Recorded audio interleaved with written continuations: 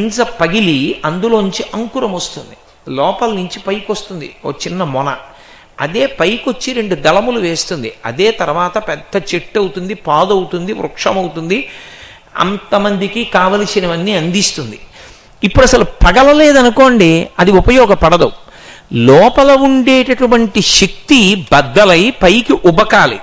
ఆ ఉబకడానికి ఎక్కడ ఏది నొక్కితే బద్దలవుతుందో అలా బద్దలయ్యేట్టు చెయ్యగలిగిన అక్షరానికి బీజాక్షరం అని పేరు.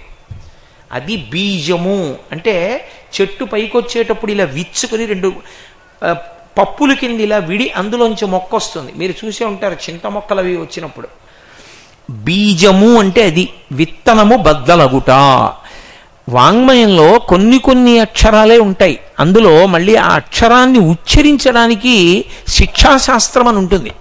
మీరు ఎప్పుడైనా విన్నారో లేదో నాకు తెలియదు, ఎక్కడైనా పెద్దల దగ్గర ఒకే అక్షరాన్ని పలికేటప్పుడు ఎలా ఉచ్చరించాలో అలా ఖచ్చితంగా మాత్ర అని ఉంటుంది. ఆ మాత్రతో అంటే అంత శబ్దంతో ఉచ్చరించాడనుకోండి, అది బ్రాహ్మణ అక్షరం అవుతుంది. అక్షరానికి జాతి వస్తుంది. అప్పుడు వచ్చి విశేష శక్తిని బద్దల కొట్టుకుని ఇస్తుంది లోపల నుంచి. అందుకే మంత్రం చేసేటప్పుడు స్వరం ఇస్తారు, ఆ స్వరంతో చేయమంటారు.